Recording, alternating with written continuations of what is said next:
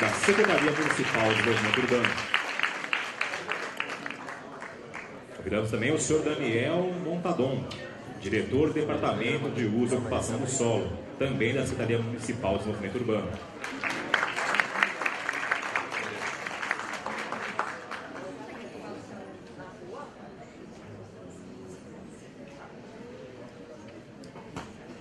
O senhor Fernando de Melo Franco, secretário municipal de Desenvolvimento Urbano, está acompanhando o prefeito na entrevista que está sendo concedida aos profissionais de imprensa e posteriormente também irá propor a mesa.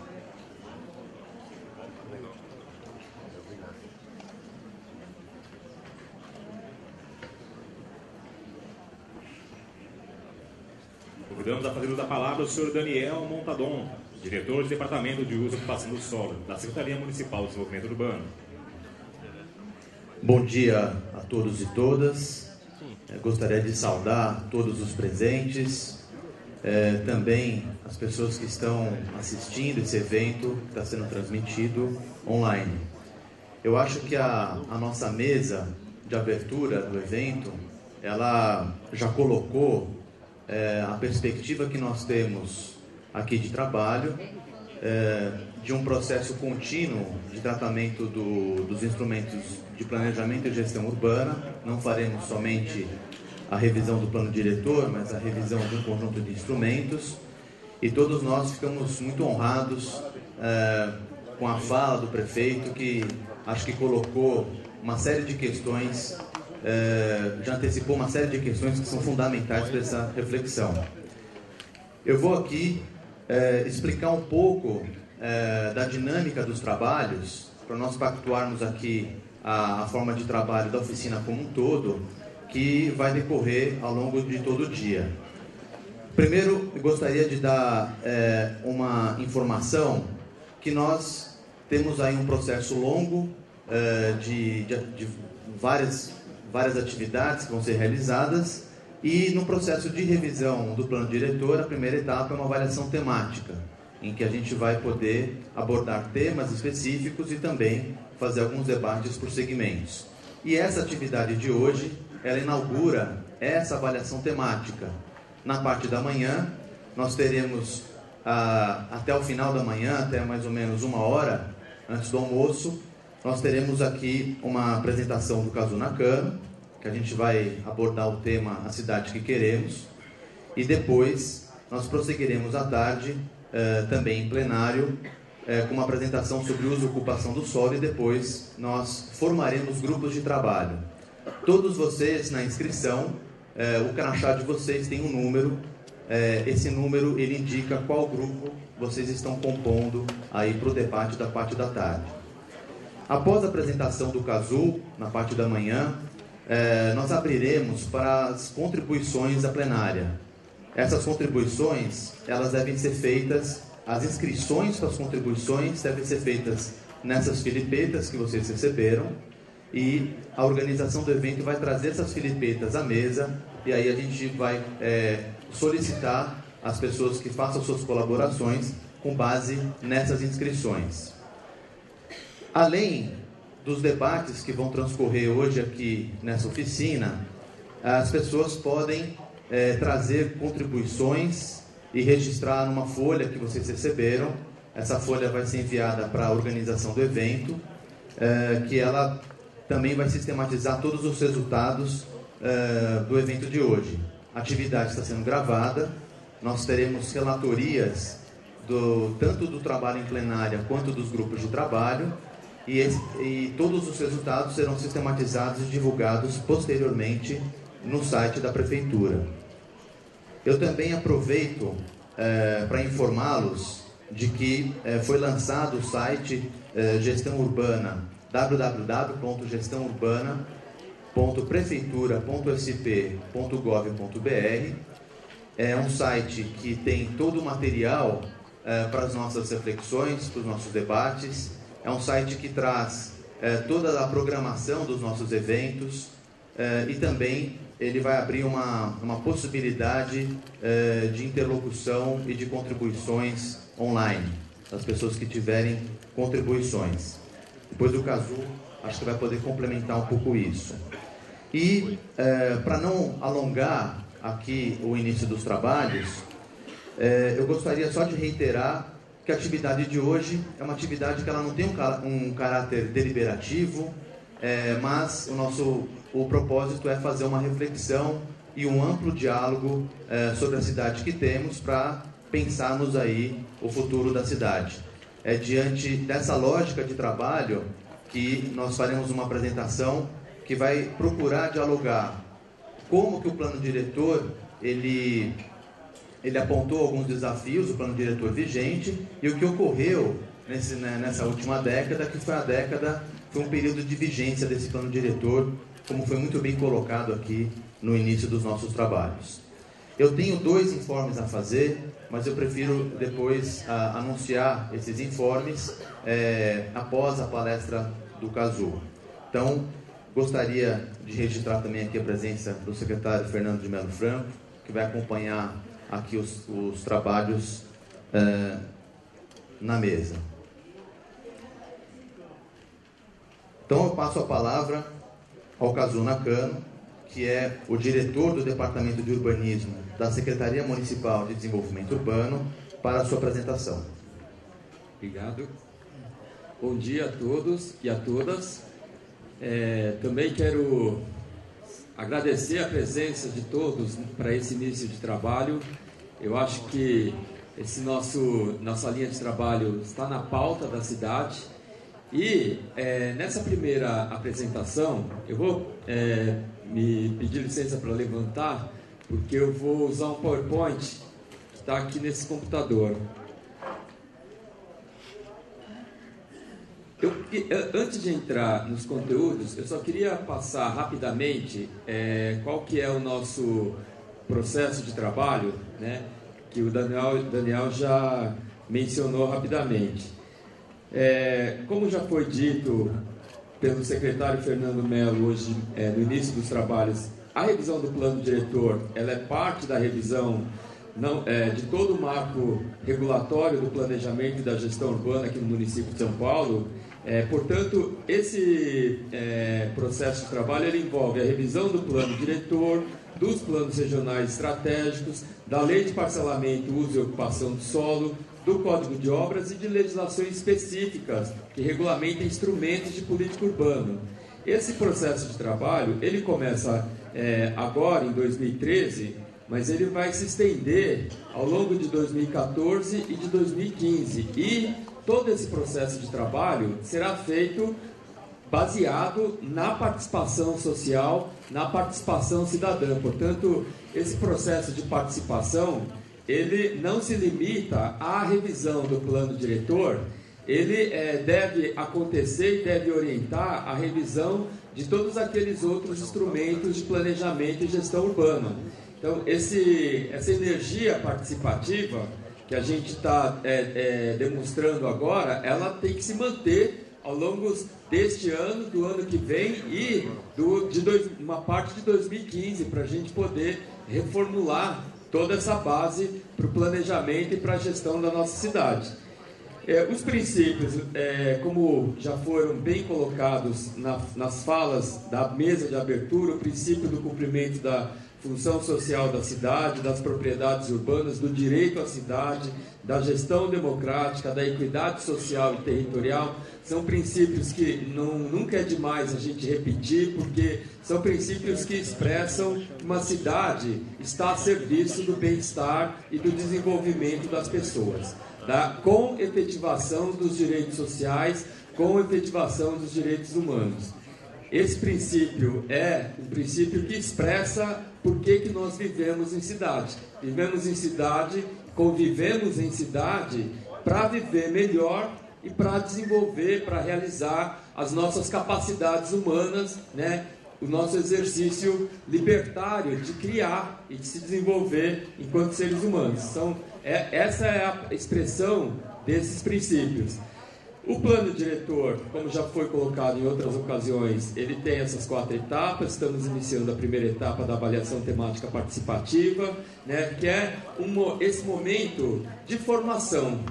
Como foi colocado pelo presidente da Câmara, vereador Zé Américo, aqui, nós não temos uma proposta fechada, nós não temos uma minuta de projeto de lei de revisão do plano diretor. Nós estamos aqui, primeiro, para ajudar todos a entenderem o que é o plano diretor. Então, essa atividade de hoje, ela tem uma dimensão de formação, para que todos nós possamos ter uma compreensão compartilhada do que é um plano diretor e do que é a revisão do plano diretor. E aí, isso vai se estender ao longo de todas as atividades que estão programadas nessa primeira etapa. E esse momento também é um momento para a gente colher subsídios, propostas e problemas, visões que os cidadãos aqui de São Paulo têm e que são subsídios para a gente rever o plano diretor. Então, por isso que é importante destacar que nós não estamos colocando em discussão uma proposta acabada, uma proposta pré-elaborada. A gente quer levantar as visões, os subsídios, as propostas dos cidadãos e das cidadãs, para aí sim construirmos uma proposta que também será colocada em discussão e avaliação junto à sociedade.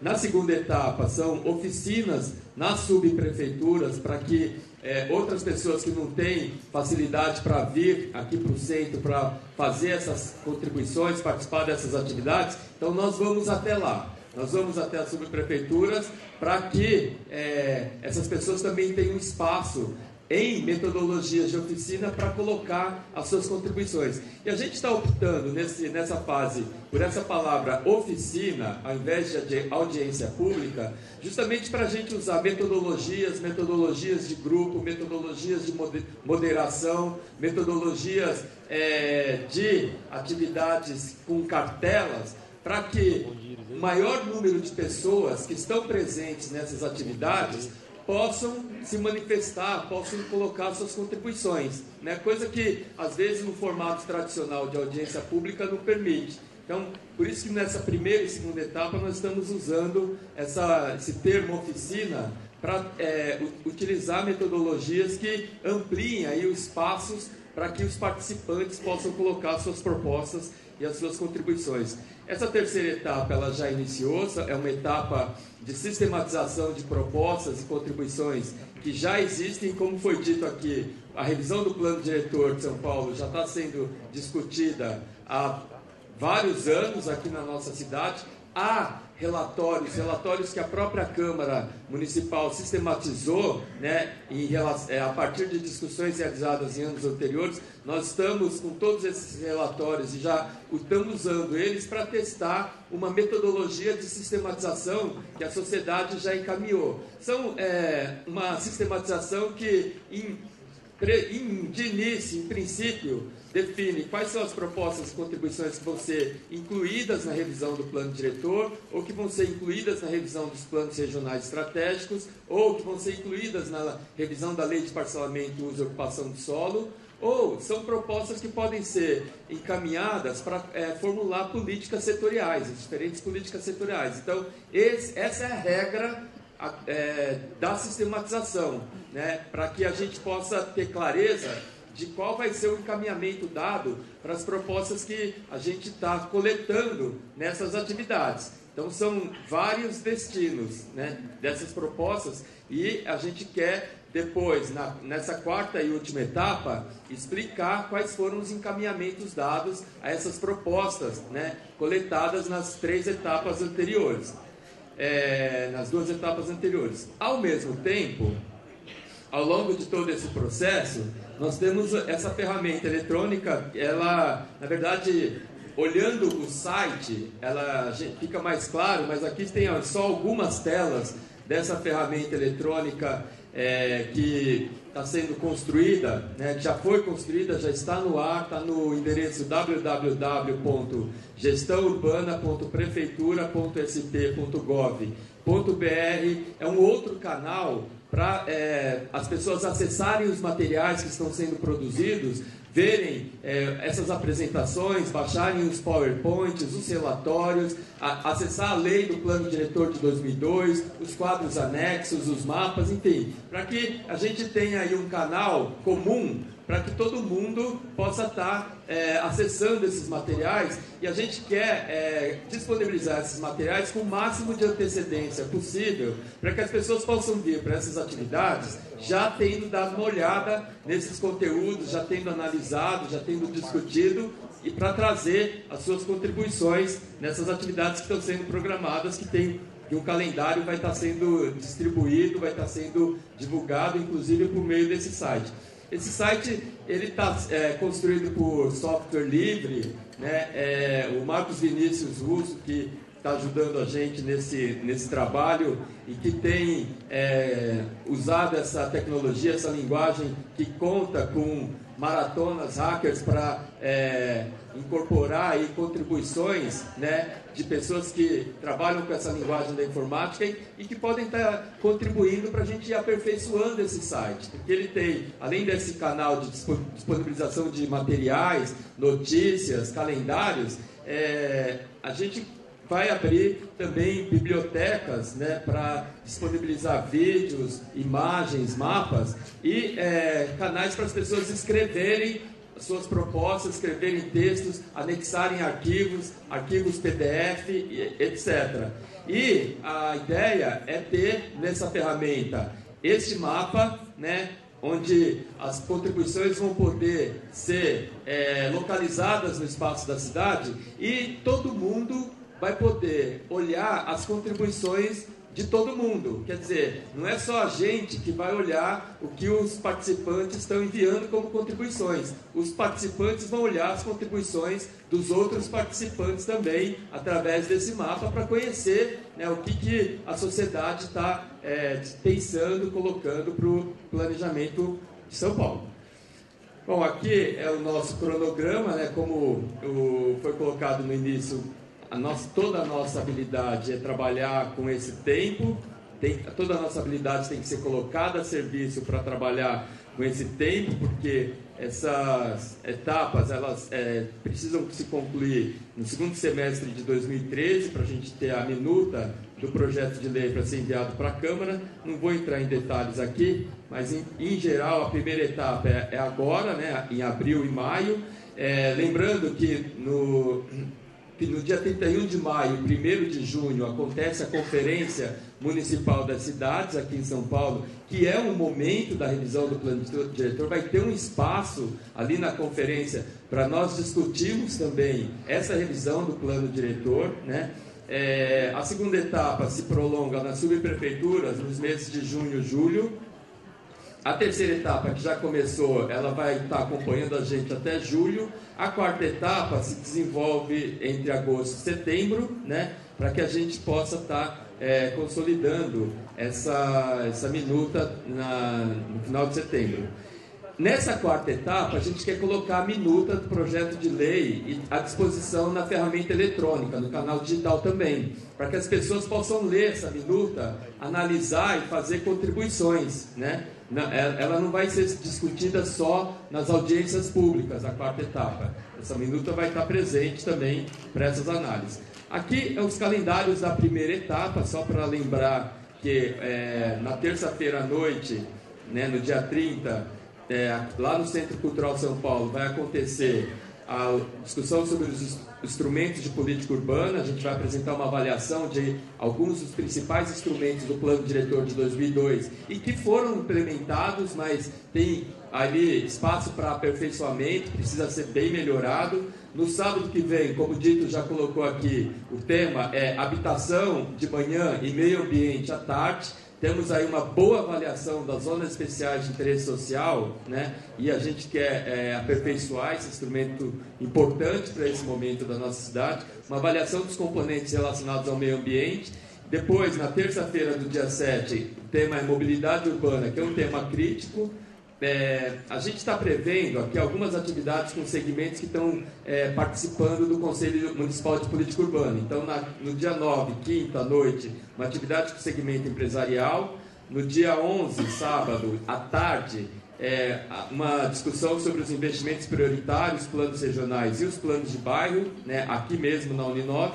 No dia 14, terça, à noite, uma atividade com segmento das ONGs. No dia 16, quinta, à noite, uma atividade com segmento das universidades, conselheiros de categorias profissionais e sindicatos. É possível que a gente tenha uma alteração nesse calendário, em função, né, de disponibilidade das diversas entidades de pesquisa na cidade.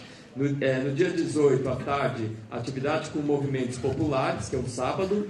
No dia 23, de manhã, a gente vai ter uma nova reunião com o Conselho Municipal de Política Urbana. Nesse conselho, a gente constituiu um grupo de trabalho, que ainda não está totalmente fechado, um grupo de trabalho com representantes de todos os segmentos que estão no Conselho Municipal de Política Urbana, para que esse grupo de trabalho seja o nosso interlocutor privilegiado de construção de política, de construção de propostas também, né? Porque o Conselho Municipal de Política Urbana tem um calendário de reuniões ordinárias e a gente criou um calendário de reuniões extraordinárias, uma por mês. Então o Conselho está se reunindo pelo menos uma vez por mês. Para que a gente tenha mais tempo de discussão e trabalho, a gente constituiu esse grupo de trabalho, né, para trabalhar mais vezes por mês para definir essas propostas também. Então, essa é o calendário, né, que a gente está seguindo e que, como o prefeito colocou, é importante que a gente trabalhe e se esforce para que esse calendário seja cumprido, para a gente chegar, né, no segundo semestre de 2013 com uma minuta que vai ser, como o presidente da Câmara colocou aqui, vai ser rediscutida, vai ser aperfeiçoada, vai ser aprofundada ali no debate da Câmara, e é importantíssimo, né, que todos nós participamos, que a gente se envolva nesse momento também em que a minuta estiver tramitando na Câmara Municipal. Agora, eu queria apresentar rapidamente aqui uma série de grandes desafios que estão envolvidos aqui na revisão desse plano diretor, alguns dos quais, aliás, muitos dos quais, já foi anunciado pelo prefeito Fernando Haddad aqui nesse momento. Mas são desafios que não são todos os desafios que existem na nossa cidade e que devem orientar os nossos trabalhos. Esses desafios, eles são as pautas para o nosso trabalho, são alguns orientadores importantes para a gente desenvolver o nosso trabalho.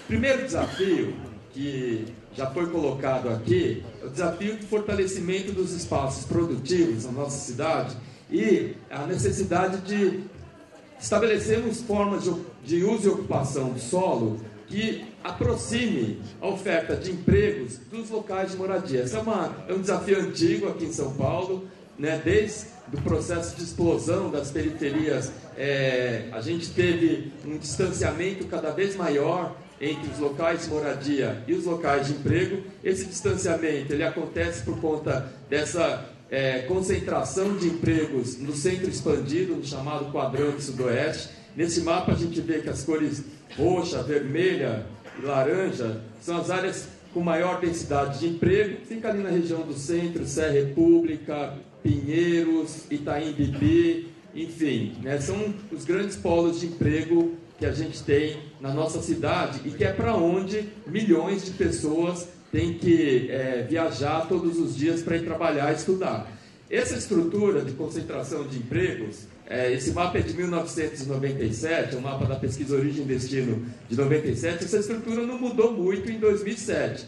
A gente vê que essa concentração nas cores roxa, vermelha, laranja e amarela continuou lá no centro expandido, no quadrante sudoeste. O verde, que é áreas com baixíssima densidade de emprego, se espalhou um pouco ali na Zona Leste, foi um pouco para os municípios do Oeste, lá em Barueri, né? Onde tem Alphaville Comercial, mas nesses 10 anos, entre 97 e 2007, não mudou muito a distribuição dos empregos nos bairros da cidade. É por isso que a gente continuou tendo congestionamento nas grandes avenidas que vêm dos bairros e vão para o centro expandido da cidade. Todos os dias, de manhã e de tarde, essas avenidas radiais, elas se congestionam. O trem, o metrô estão superlotados, né? Porque são as pessoas viajando para trabalhar e estudar nesse pequeno pedaço da metrópole do município. Aqui a gente tem o número de empregos do setor industrial que ainda existe em São Paulo, mas está passando já há várias décadas por grandes transformações, né? Os empregos industriais estão concentrados nesses pontos mais escuros, vermelhos, laranjas e menos nas áreas amarelo clara. Nas cores mais escuras são os lugares onde você tem 20, 25 mil, 26 mil empregos industriais. A gente vê lá em Jurubatuba, Santo Amaro, Itaim Bibi, na Lapa, na Moca, no Brás, Pari, no Bom Retiro. Você vê concentração desses empregos produtivos. Isso é importante a gente pensar na nossa cidade, porque a nossa legislação atual, ela não tem estimulado, não tem fortalecido esses espaços de produção e geração de empregos nos territórios da nossa cidade. Para vocês terem uma ideia, a Secretaria do Empreendedorismo aqui do município de São Paulo sempre diz que, depois da aprovação da Lei de Zoneamento, em 2004, a queda na arrecadação do ICMS aqui no município de São Paulo caiu. A arrecadação do ICMS aqui no município de São Paulo caiu, justamente porque as atividades produtivas estão tendo dificuldades de se instalar, de se implantar nos espaços da cidade. Então, a gente tem que considerar aí alterações que estimule, que facilite a implantação adequada dessas atividades produtivas, que não são só grandes indústrias com impactos negativos na cidade. Hoje a gente tem espaços produtivos até dentro da casa das pessoas, né? Perto das casas das pessoas. A gente tem que regular, planejar para que isso aconteça com menos conflito, menos incômodo possível.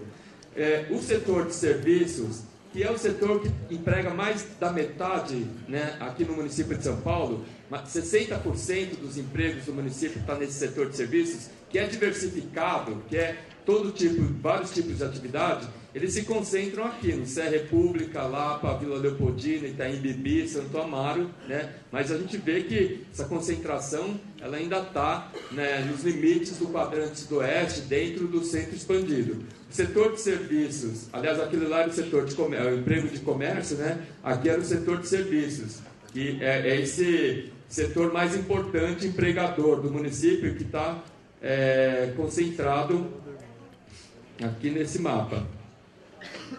Opa, estou voltando. Setor de comércio, os empregos do setor de comércio, os empregos do setor de serviços. Absolutamente concentrado nos polos de escritórios, que vai do Sé República, passa por Pinheiros e chega lá no Itaim Bibi. A gente vê que o setor onde tem maior oferta de empregos, na década de 80 e na década de 90, perdeu população, perdeu residentes. E na década de 2000, esse setor ele começou a ganhar moradores, ganhar residentes. A gente vê que esses distritos azuis, na década de 80 e 90, estavam perdendo população. E os distritos na cor bege, laranja, cores mais claras, são distritos que ganharam população. Então a gente vê que na última década essa área com boa oferta de empregos, né, começou a ganhar morador. E essa é uma agenda nova na cidade, porque há sinais de que esse repovoamento do centro expandido, repovoamento dessas áreas com boa oferta de empregos, não é fruto de ações de políticas públicas. Isso aqui é uma dinâmica impulsionada muito mais pelo mercado imobiliário, porque aqui, a gente vai ver depois, são as áreas onde tem a maior quantidade dos empreendimentos imobiliários que foram construídos nesse período. Então, esse repovoamento do centro, apesar de isso ter sido colocado, né, pela sociedade como uma pauta para a política pública, não foi a política pública que produziu essas transformações e levou a esse repovoamento. Foi muito mais a dinâmica do mercado. Daí a urgência, né, da gente cumprir aquele calendário para que a gente tenha instrumentos de planejamento capaz de fazer com que esse repovoamento ele não seja só impulsionado pelo mercado e beneficie somente aqueles que têm acesso ao mercado, beneficie também aqueles que não têm acesso ao mercado para se localizar nessas áreas beneficiadas por infraestrutura e empregos da cidade, né? E que dependem de política pública para ter uma localização adequada para moradia em lugar de oportunidades. Então, essa mudança dessa tendência coloca uma pauta bastante importante para a política pública e para o planejamento da nossa cidade. Esse mapa mostra uma tipologia desses distritos em função dessas mudanças na dinâmica populacional, né? No repovoamento do centro. A gente vê que os distritos amarelinhos são distritos que estavam perdendo população e que começaram a ganhar. Esses amarelos claros, a maior parte deles no centro expandido, né, no quadrante sudoeste. Os distritos azul claro são distritos que estavam perdendo população e continuou perdendo. Então a gente vê que os distritos que continuaram perdendo população não são os distritos de dentro do quadrante sudoeste do centro expandido, são justamente os distritos da borda do centro expandido que estavam perdendo e continuou perdendo morador. Os distritos azul escuro são distritos que estavam ganhando população e perderam. São esses distritos na fronteira da Zona Leste de São Paulo com Guarulhos, um distrito ali na Zona Norte e Marcilac. Marcilac perdeu morador lá no extremo sul de São Paulo na última década. Os distritos vermelhos são os distritos que já estavam ganhando população, que são nas periferias norte, sul, leste, oeste, e continuou ganhando. São os distritos onde a gente tem o adensamento do lote, o adensamento do loteamento, o adensamento das favelas, é onde você tem aí um processo de adensamento da periferia, de crescimento populacional, que está reproduzindo, muitas vezes, precariedades urbanas, precariedades habitacionais. Só que esse adensamento, como vocês viram anteriormente, ele não está acompanhado pela oferta de empregos, pelo aumento da oferta de empregos nessas áreas. Por isso que, cada vez mais, a gente está vivendo e está se disseminando os problemas dos congestionamentos das avenidas radiais e o problema da superlotação dos transportes coletivos. O desafio de planejar e distribuir a implantação adequada de empreendimentos imobiliários e grandes equipamentos de impacto. O prefeito falou que, na última década, isso é verdade, o município de São Paulo mobilizou uma quantidade imensa de recursos, de recursos econômicos, para transformar os espaços urbanos. Nessa década, o valor geral de vendas, o total de valor geral de vendas produzido pela produção imobiliária na cidade de São Paulo chegou perto de 100 bilhões.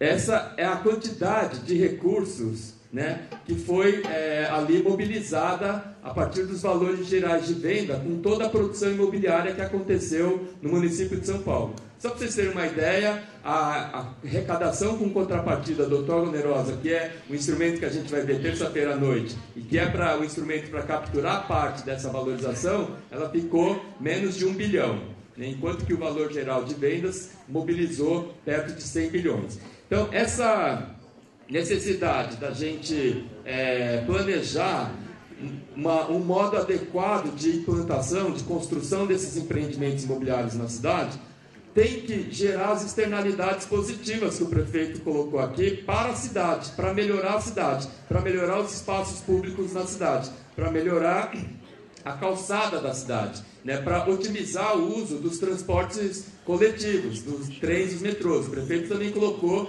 essa necessidade da gente orientar a construção desses empreendimentos imobiliários nesses lugares melhores, onde eles vão gerar essas externalidades positivas para a cidade, para que esse montante todo de recursos econômicos mobilizados nessa produção imobiliária e de transformação dos espaços da cidade resulte em coisas positivas para quem vive, para quem anda nas calçadas, para quem anda no transporte coletivo todos os dias. E também o desafio da implantação dos grandes equipamentos de impacto.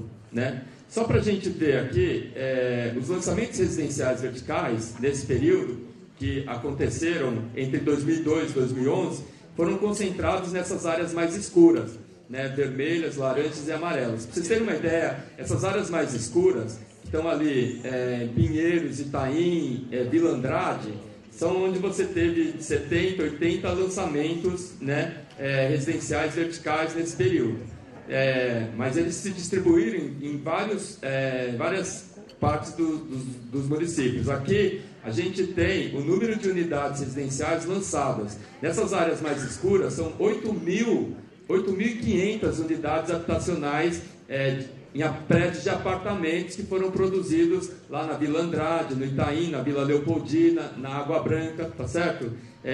Na Moca, no Alto da Moca, lá no Tatuapé, enfim, na Vila Mariana. São as áreas onde essa produção imobiliária aconteceu de uma maneira maciça. Aqui, os lançamentos comerciais verticais, concentrados naquelas áreas com maior oferta de empregos, de serviços, é onde estão os polos de escritórios, né, da nossa cidade, ali no Itaim Bibi. Aqui, os terrenos consumidos dos lançamentos residenciais verticais, você vê que os imóveis, né, que foram produzidos nesse período, eles consumiram terra urbana em quantidades diferentes. Na Vila Andrade, foram mais de 508 mil metros quadrados consumidos só pelos lançamentos imobiliários residenciais verticais desse período. Vila Andrade, o pessoal da Secretaria do Verde e do Meio Ambiente sempre diz que foi o distrito que teve maior perda de cobertura de vegetação, né, por conta dessa expansão imobiliária, dessa conversão de terra em terra urbana. Aqui, os terrenos consumidos pelos lançamentos comerciais verticais, né? Uma boa parte dos terrenos foram consumidos na Vila Leopoldina, aqui em Santo Amaro, enfim. São as áreas onde a gente tem a concentração daqueles grandes empreendimentos imobiliários, condomínios, clubes, que você tem algumas torres implantadas em grandes terrenos.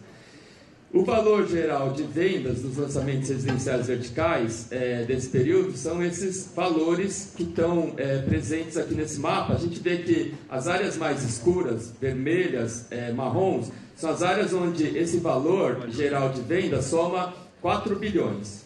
Né?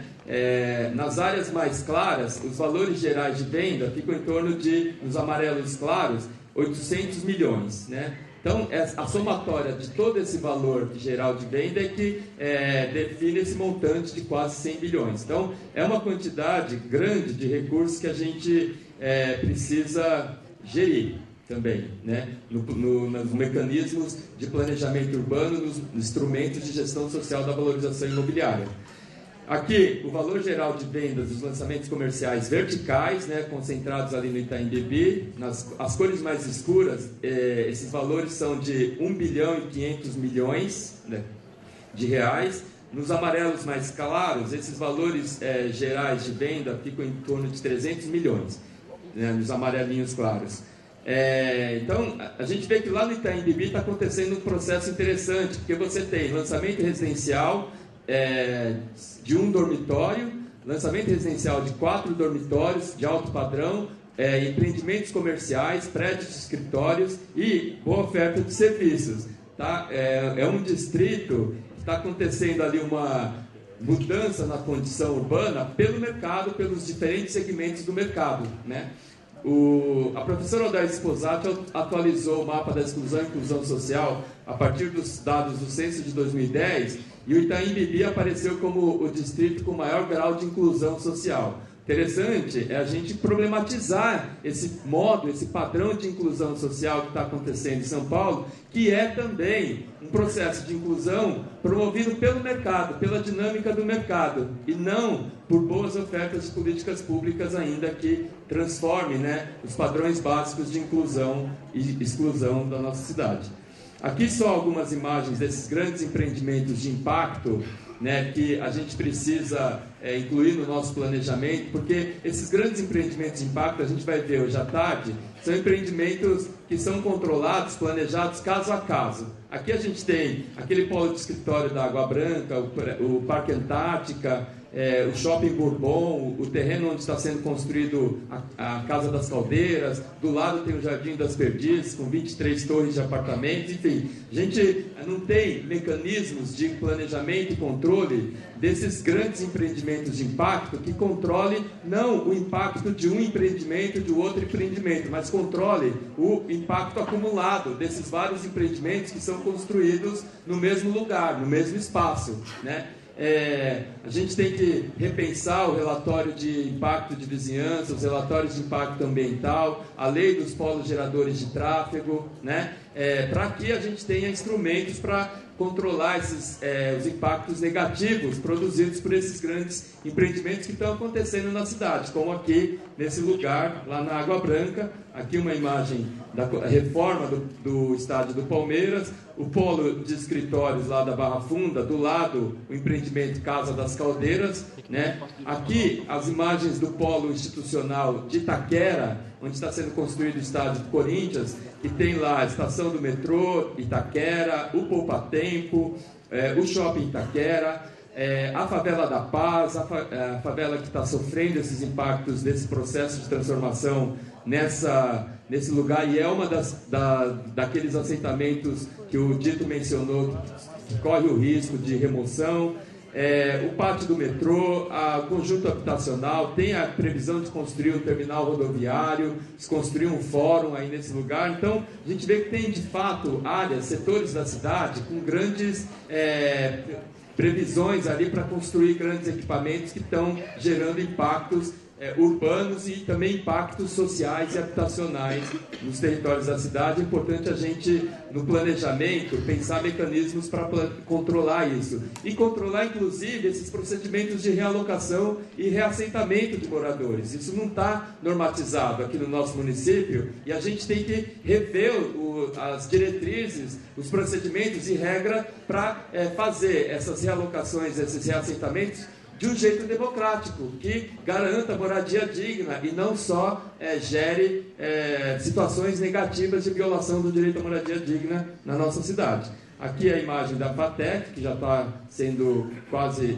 concluída, né? O terreno onde está sendo construído o Itaquerão. Aqui uma imagem da Marginal Pinheiros, né, na altura da Berrini, onde você tem esse acúmulo, né, de impactos produzidos por esses empreendimentos, né, que juntos formam um impacto maior. Aqui é onde está o recente Shopping JK, que foi objeto de debate, e a gente precisa repensar as medidas mitigadoras desse tipo de empreendimento, porque muitas vezes as medidas mitigadoras, primeiro elas priorizam mais obras viárias por automóvel individual, que nem resolve o problema do congestionamento de automóveis individuais. Então a gente tem que repensar mesmo as regras de controle dos polos geradores de tráfego, trabalhar com medidas mitigadoras, medidas de compensação, que sejam mais estruturais, né? Que não fiquem só nessa complementação de obra viária que não resolve os problemas dos congestionamentos da cidade. Os impactos dos grandes condomínios verticais, torres de apartamentos que também juntos formam aí um impacto negativo. O desafio de acessar terras urbanas adequadas para a produção de habitação de interesse social, principalmente nas áreas centrais, nos locais adequados, com boa oferta de serviços, equipamentos e infraestruturas urbanas. O município de São Paulo tem ainda um déficit habitacional. O Plano Municipal de Habitação dimensionou um déficit de 230 mil novas moradias necessárias, né? Essas necessidades de novas moradias convivem com 900 mil moradias em situação inadequada do ponto de vista do acesso à infraestrutura, do ponto de vista da irregularidade fundiária, etc. Há previsão de produção de 720 mil novas moradias no futuro por conta do crescimento populacional. Então, o que a gente tem que fazer é produzir, viabilizar acesso à terra, né, através dos nossos instrumentos de planejamento urbano, para viabilizar a produção de novas moradias de interesse social para a população de baixa renda, em localização adequada, em áreas centrais, para dar conta desse déficit. Essa também é uma agenda antiga, como as outras. Não estou falando aqui de nenhuma novidade, porque todos nós aqui em São Paulo, a gente sabe desses desafios, e mais do que saber, a gente vive esses desafios, e são desafios, né, que pautam o nosso planejamento. O desafio de melhorar as condições de habitabilidade, de segurança na posse em assentamentos precários e informais. Aqui a gente tem um mapa das favelas e loteamentos irregulares que existem e estão, né, justamente naquelas áreas da cidade com maior crescimento populacional, que já estavam crescendo e continuou crescendo, se adensando no norte, sul, leste, oeste do município. Essa agenda continua válida, né? A gente vê que isso se localiza justamente nessas áreas, nesses distritos mais escuros, em que o 40% ou mais dos domicílios tem até 2 salários mínimos. Então, são áreas de grande concentração de pobreza e miséria na nossa cidade.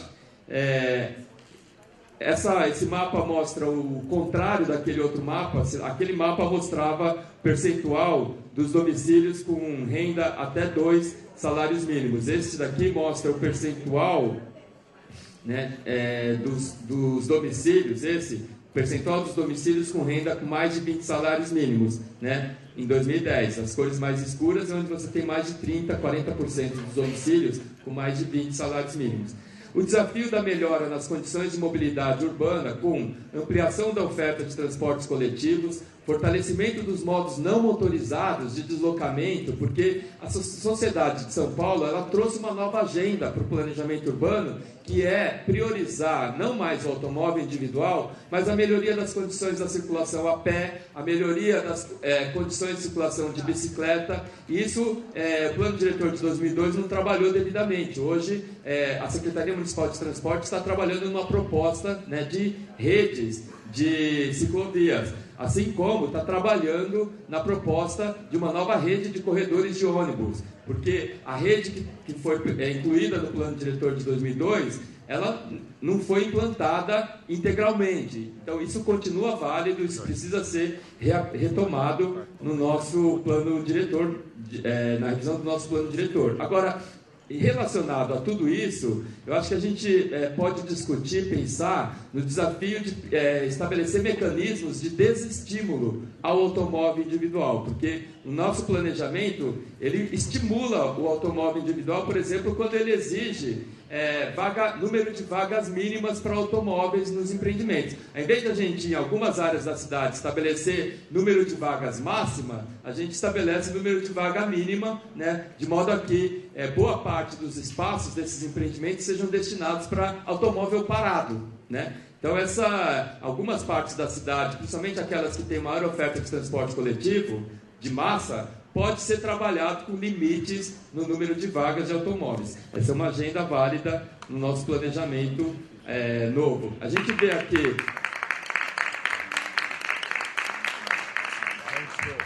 A gente vê aqui os resultados da pesquisa Origem Destino. Queria chamar a atenção para 2 pontos. Em 97, o percentual de viagens por transporte coletivo era de 33%, né, aqui na região metropolitana de São Paulo. Em 2007, esse percentual subiu para 36,5%. Quer dizer, o bilhete único, a adoção do bilhete único, que é uma proposta do Plano Diretor de 2002, estimulou a integração de ônibus com trem, com metrô, e reduziu custos de transporte coletivo e atraiu novos passageiros. Por isso que a viagem de ônibus, de trem e metrô em São Paulo ganhou o maior número de passageiros. Só que essa política de bilhete único ela tinha que ter sido acompanhada pela construção e ampliação dos corredores de ônibus. Como teve essa separação, a gente só trouxe mais passageiros, mas não aumentou a oferta de corredor de ônibus de linha de metrô. Então, os corredores de ônibus, os trens de metrô, superlotaram. Então, essa separação a gente não pode deixar acontecer na implementação do novo plano diretor. E aqui nesse mapa a gente vê que o percentual de viagens com transporte individual, em 97, era de 31,8% do total de viagens da metrópole. Isso caiu para 29,5%. Então, ao mesmo tempo em que as pessoas, né, estão viajando menos com os automóveis individuais, porque as ruas e avenidas estão congestionadas, o pessoal tem comprado mais automóveis aqui no município de São Paulo. Esse gráfico, ele mostra que, na verdade, a diferença, né, das viagens motorizadas e das viagens não motorizadas por faixa de renda. Então, a gente vê aqui que quem tem renda até R$700 viaja metade de motorizado, né, com transporte coletivo e automóvel, metade a pé e de bicicleta. Conforme a renda vai aumentando, o pessoal passa a viajar mais com automóvel individual e um pouquinho com transporte coletivo, e menos com viagem não motorizada, a pé e de bicicleta. Agora, aqui a gente vê um dado das viagens com transporte coletivo e com transporte individual, que é aquelas viagens motorizadas do gráfico anterior, separadas por viagens motorizadas com transporte coletivo e com transporte individual. Na renda baixa, 75% das viagens é feita com transporte coletivo, né? 25% é feita com transporte individual. Quer dizer, a população de baixa renda é a que depende do transporte coletivo. Conforme a renda vai aumentando, esse padrão de mobilidade se inverte. 80% das viagens passa a ser com automóvel individual e 20% das viagens da alta renda passa a ser com transporte coletivo. Então, essa inversão, né, na utilização do automóvel e do transporte coletivo de segunda renda, ela é muito clara aqui no município de São Paulo. E aquele gráfico ele tem que ser olhado com esse daqui, porque aqui é o tempo médio de viagem, né, por transporte coletivo, individual, a pé e de bicicleta. Essa barra roxa mostra o tempo médio de viagem, né, segundo a renda da família. Então a gente vê que a baixa renda, né, gasta 70 minutos para viajar de transporte coletivo, e que é o maior número de viagens que a baixa renda faz. Só que gasta 30 minutos para fazer viagens com automóvel individual, que é essa barrinha azul clara. Essa viagem, né, com transporte coletivo na baixa renda, a gente viu lá, 75%. Então, esse é o maior número da população de baixa renda gasta 70 minutos. Por quê? Porque depende mais do transporte coletivo, né? Aqueles poucas pessoas que usam automóvel individual gasta 30 minutos. Então, as viagens de automóvel, transporte individual, ela é mais ou menos, tem mais ou menos o mesmo tempo médio de viagem em todas as faixas de renda. A gente vê que essa barra azul clara, né, ela é quase igual em todas as faixas de renda. Essa barra roxa, ela é maior na baixa renda e cai um pouco na alta renda. Só que essa barra roxa da baixa renda, né, ela envolve um número muito maior de viagens. Essa barra roxa na alta renda, ela envolve um número menor de viagens. É menos gente usando transporte coletivo. Então, esse processo, né, ele está acontecendo no momento em que o número de automóveis na região metropolitana só tem aumentado. E uma consequência disso é o aumento no número de motocicletas. O pessoal está comprando mais motocicletas, se expondo mais a perigos no trânsito para contornar esses problemas de mobilidade. O desafio de proteger e recuperar os patrimônios ambientais, eliminar as áreas de risco de inundações e de deslizamento. A gente vê que o município de São Paulo tem uma rede de rios, córregos, represas magnífica, só que isso está poluído, está sujo, está escondido embaixo de ruas, de avenidas, de fundo de vale. A gente precisa recuperar, trabalhar, melhorar a convivência do espaço urbano com esses rios. Aqui a gente tem a área de proteção e recuperação dos mananciais, né, que é bem aderente às macrozonas de proteção ambiental. Isso foi um avanço do plano diretor de 2002, a gente precisa reforçar, reiterar isso, está com problema, a gente vai ver depois, né? A gente precisa melhorar as estratégias para proteger essas áreas de proteção e recuperação ambiental. A gente tem essa oferta, né, de áreas verdes ainda no município. Isso aqui são mapas do Atlas Ambiental, né? A gente vê que o município de São Paulo tem uma baixa oferta de arborização urbana, né? As áreas vermelhas são as áreas urbanizadas, com pouca oferta de áreas verdes, né? Mostrando que você tem aí um problema de ilhas de calor que está diretamente relacionada com essa baixa oferta de arborização urbana. E também essas ilhas de calor, vocês veem que elas acontecem principalmente nas áreas impermeabilizadas. Tem um técnico lá do DEURB, que é o André Pino, ele sempre fala, ilha de calor não é resultado de verticalização, ilha de calor é resultado de baixa oferta de arborização urbana e impermeabilização do solo, né? Então, e também, ilha de calor é fruto de concentração de automóvel congestionado na rua. Então, essas ilhas de calor têm a ver com todos esses fenômenos que a gente tem na nossa cidade. As áreas de risco, né, risco em todos os níveis críticos. O plano diretor de 2002 trabalhou pouco essas áreas de risco no zoneamento, nas estratégias, né, de ação. Está lá como uma diretriz geral, que se dilui nas zonas especiais de interesse social, mas a gente tem que trazer isso para o primeiro plano, né? Áreas de risco como essa, por exemplo, lá na Brasilândia, né? Áreas de risco como essa, que está principalmente na zona norte e na zona sul, que é onde o terreno é mais acidentado, né? E o solo é mais suscetível a risco.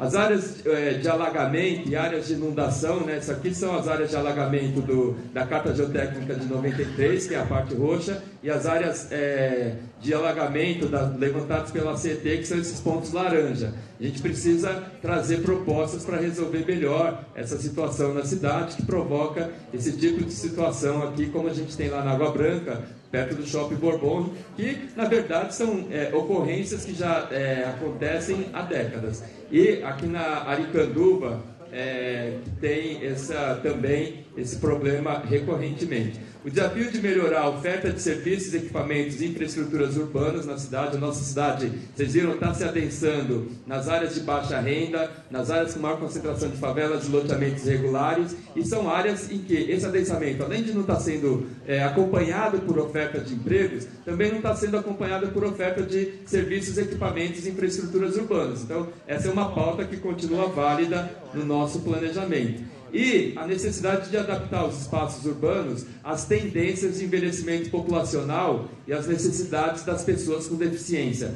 A população está envelhecendo, a gente tem uma população importante de pessoas com deficiência na nossa cidade que muitas vezes ficam confinadas no espaço doméstico, porque o espaço da cidade, os espaços públicos, não acomoda adequadamente, né, as necessidades de mobilidade dessa população que está crescendo. Está cada vez maior, é uma tendência demográfica do nosso município de São Paulo que vai ter que ser acompanhada pela adaptação dos nossos espaços urbanos. A gente vê aqui que a população com mais de 65 anos, ela não se limita mais a Higienópolis, que era a imagem que a gente tinha, a população idosa está no centro. Não, a população idosa hoje está se distribuindo por todos os territórios da cidade. Bom, esses são os desafios. Todos eles foram trabalhados no plano diretor de 2002, todos, né? De um jeito ou de outro, mas eles continuam válidos. Hoje esses desafios, eles precisam ser recolocados, retrabalhados, com propostas mais coerentes, melhor articuladas. Essa é eu acho que essa é uma pauta que a gente pode debater e desenvolver, né, ao longo desses meses de trabalho de revisão do plano diretor. Muito obrigado.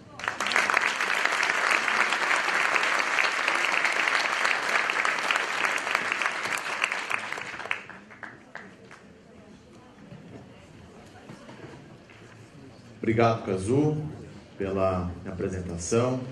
Nós temos já vários inscritos. Eu vou aqui pedir para as pessoas, um primeiro bloco de pessoas inscritas, vou falar o nome para as pessoas se programarem aqui de vir à frente para fazer uso do microfone. E só um breve esclarecimento que nós temos dois tipos de ficha. Tem uma ficha de inscrição para fala, agora, e uma ficha para registro de contribuições, que é essa daqui mais ampliada. Essa daqui mais ampliada, ela vai ficar, ela vai ser enviada para a Secretaria Municipal de Desenvolvimento Urbano. Então, vou primeiro um bloco aqui de 5 pessoas. Eu peço então que Lucila Anacreta, do Movimento Defenda São Paulo, se dirija à frente. Na sequência, Pierre Loeb, da Subprefeitura Pinheiros, Butantã. Laerte Brasil, da Subprefeitura da Sé. Ailton Barros, Tribuna Democrática da região Noroeste. E Marisa, Movimento dos Trabalhadores Sem Terra do Leste, o MN. Essas pessoas, por favor, na sequência que eu falei, elas ficam aqui na frente para fazer uso da palavra. Eu peço a colaboração de todos para tentarem trazer as suas contribuições dentro de um tempo que possibilite que todos também façam na sequência. Então, peço então que procure trabalhar essas questões dentro de 3 a 5 minutos, por favor. Então, com a palavra, Lucila Lacreta.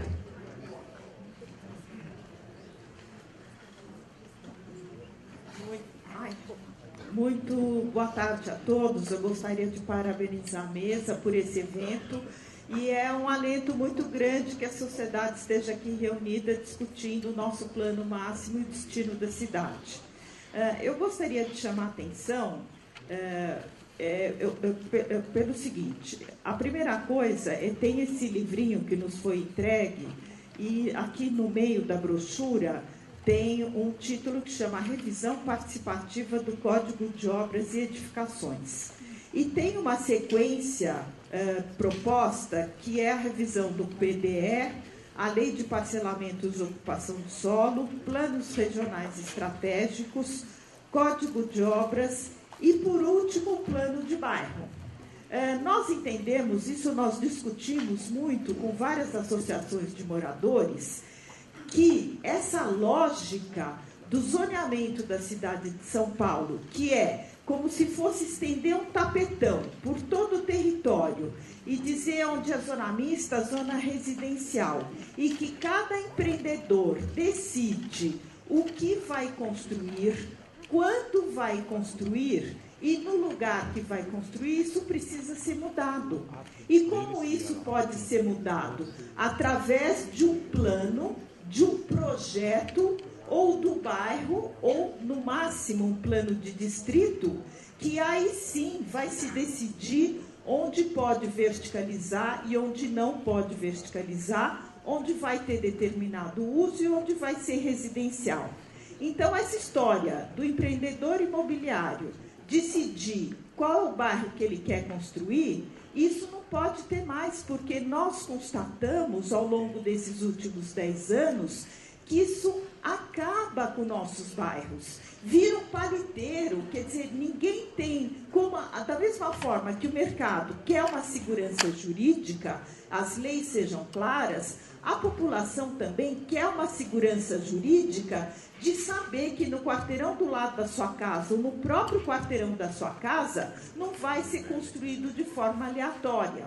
Então, isso a gente só consegue através de um plano de bairro ou através de um plano de distrito, porque o distrito já tem, por lei, delimitado o seu perímetro.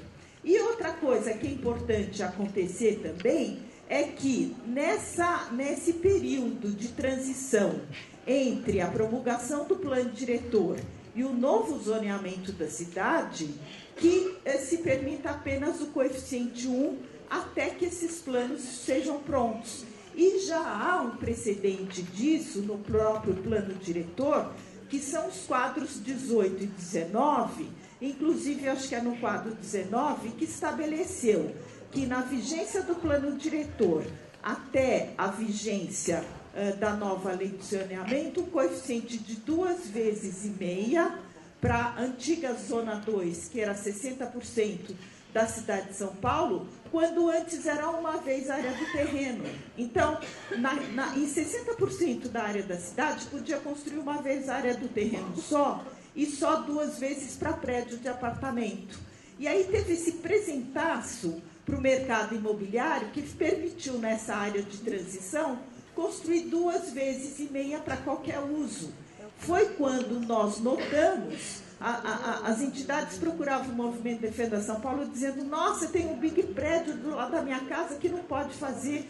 E a gente constatou que sim, podia, porque o plano diretor permitiu e criou essa regra de transição. Então, eu acho que nós somos credores do que aconteceu, e nós temos que ter uma regra de transição que nos favoreça, que é o coeficiente 1 vez a área do terreno, até que se faça os planos de distrito ou plano de bairro. Muito obrigada. Ok, Lucila, muito obrigado. Pierre Loeb.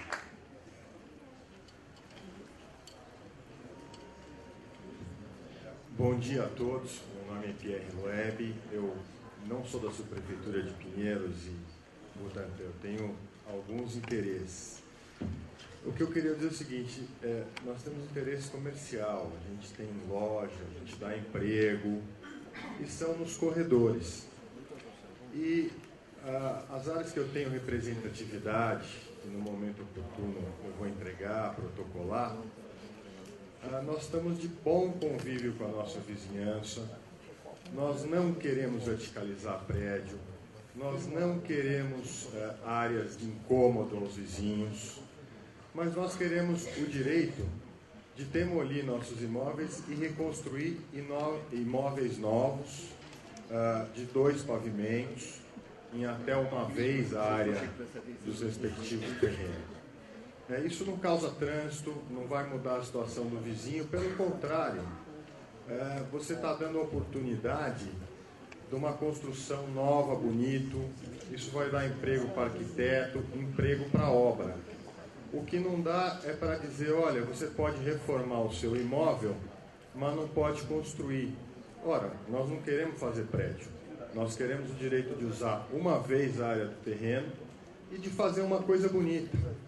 Isso, vários endereços em São Paulo, hoje eles estão com casas em avenidas, alamedas que já são corredores comerciais autorizados e estão fechadas, porque o custo, às vezes, de uma reforma é muito maior do que botar um imóvel no chão e fazer um novo mais bonito. E, de toda maneira, isso é uma coisa democrática, eu agradeço a minha oportunidade de estar aqui falando. Como foi bem dito, essas mudanças, infelizmente, demoram muito para acontecer, mesmo uma lei aprovada, até alguma coisa acontecer, são anos.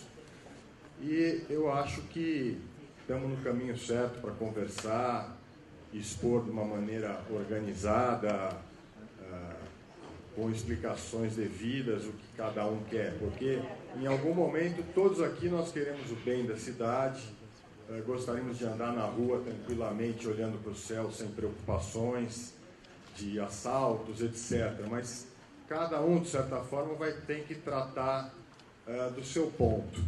E o meu ponto é muito simples, são coisas que não incomodam os vizinhos, muitos vizinhos residenciais estão de acordo com a gente, e a gente espera que isso aqui transcenda da melhor maneira possível e vamos continuar presente nas próximas. Obrigado. Ok, Pierre, obrigado. Eu vou acabar aqui esse primeiro bloco de inscrições para fazer um informe. Laerte, por favor.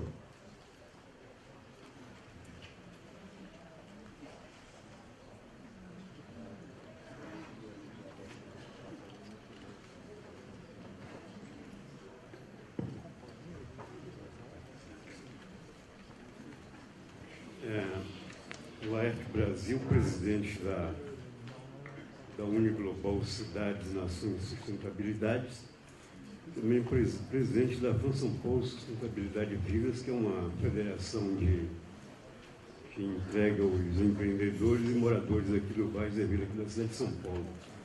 Eu queria parabenizar aqui a Prefeitura de realizar esse grande debate, né? E a presença de todos e todas aqui. Eu vou me ater aqui, vamos dizer, na mobilidade urbana.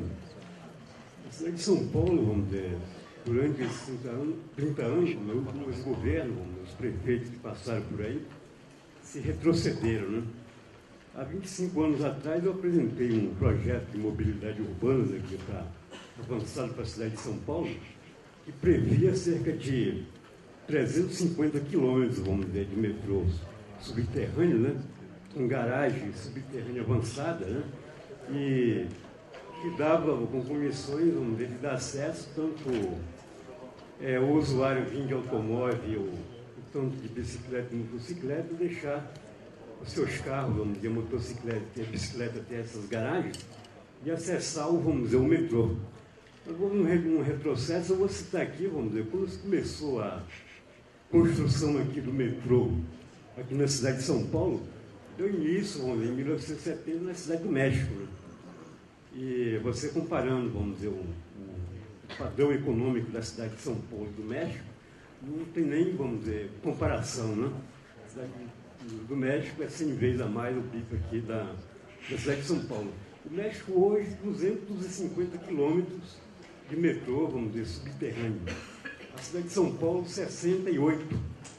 Então, nós vamos apresentar uma tese aqui na cidade de São Paulo, que até 2016, se construa mais 60 quilômetros de metrô subterrâneo, né? Com garagem, vamos dizer, avançada, aí, dando condições aí do usuário ter acesso a deixávamos a bicicleta, motor de automóvel e acessávamos o metrô para chegar até sua localidade de trabalho ou o lazer no final de semana, né?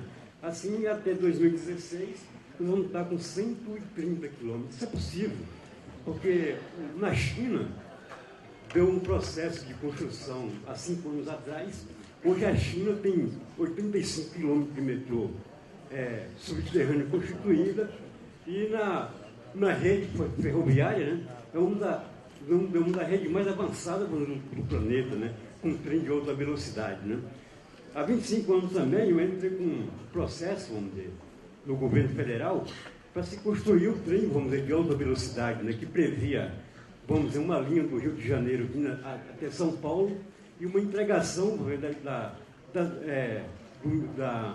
do metrô de alta velocidade, entregando as capitais até Brasília, o Distrito Federal, né? Mas até agora não foi implantado. E no desenvolvimento econômico,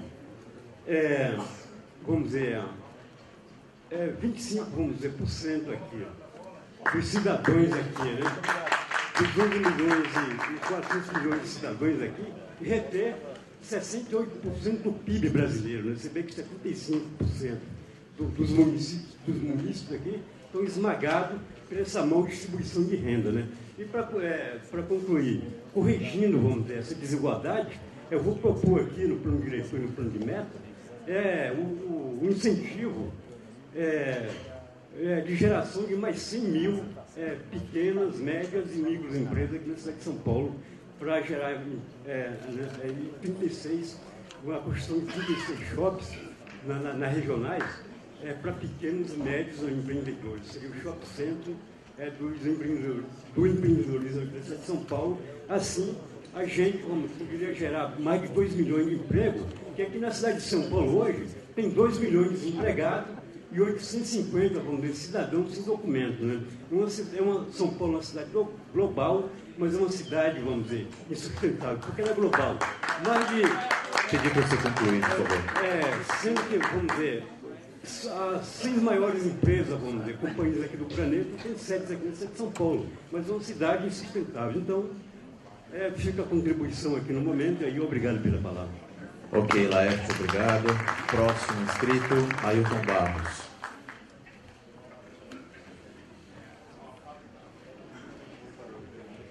Cumprimentar os companheiros da mesa, os colegas aqui, senhores e senhoras. Eu queria fazer aqui algumas considerações a respeito da elaboração do novo plano diretor.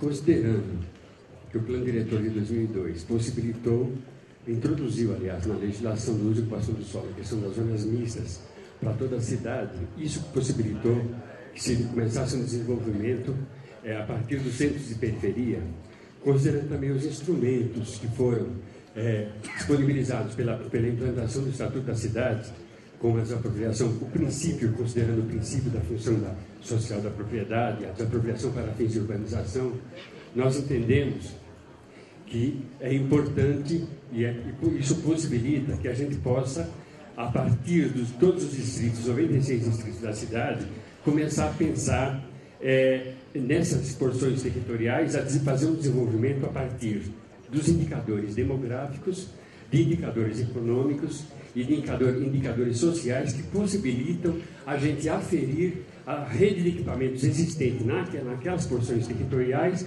e estabelecer qual a rede de equipamentos que tem que ser implantadas, para que a gente possa começar a fazer um desenvolvimento, digamos assim, do ponto de vista urbano mais sustentável, né, do ponto de vista ecológico mais equilibrado e, principalmente, do ponto de vista social mais justo. A propósito do que foi feito em Perus, com sucesso, onde você teve toda essa discussão com a comunidade, foi desenvolvendo e tal, e se conseguiu chegar ao desenvolvimento de um plano de bairro.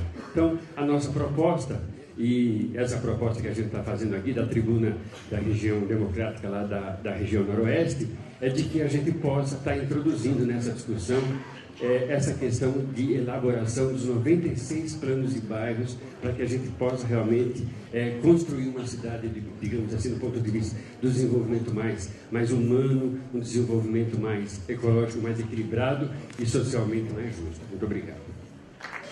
Ok, Ailton. Próxima inscrita, Marisa Dutra. Por favor, para fazer uso da palavra.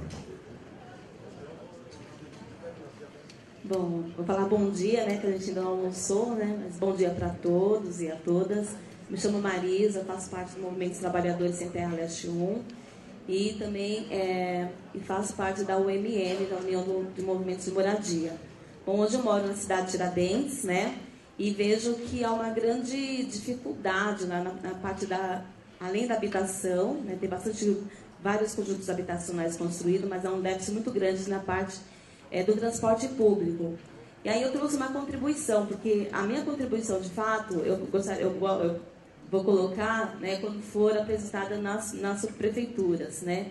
E aí a minha contribuição é que o Cazu apresentou, né, no quadro, onde vai os dias das audiências públicas que irão acontecer. Claro que hoje é a primeira, né, mas vão acontecer outras, né. Mas eu fiquei um pouco preocupada, que eu gostaria muito de participar, mas hoje eu sou uma estudante, graças a Deus, né.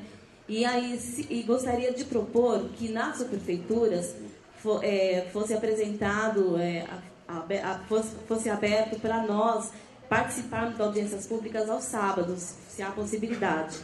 Tá? Todos aos sábados? Então estou mais feliz.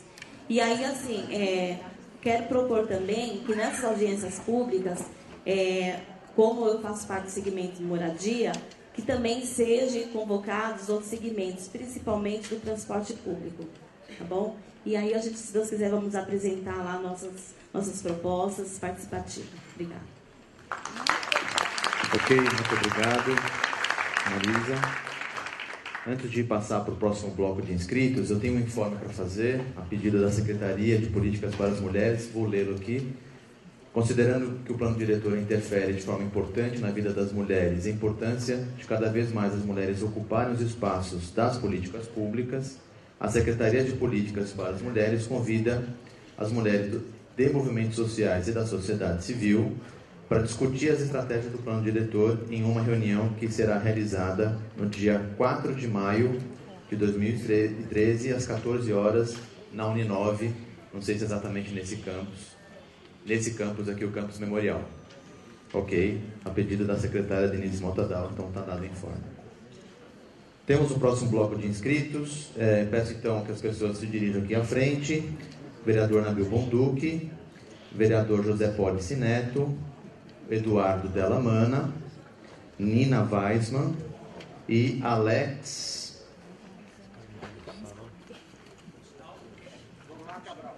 Tem dois Alex aqui, tem no outro, mas esse aqui não é o Albuquerque, é Omar, exatamente. Por favor. Então, com a palavra, Nabil. Bom dia para todos. Queria cumprimentar o secretário, Cazu, Daniel, todos os representantes aqui das entidades presentes. Quero também aqui, inicialmente, fazer uma referência à fala do nosso prefeito, que eu acho que foi um momento muito importante desse processo, e ele demonstrou que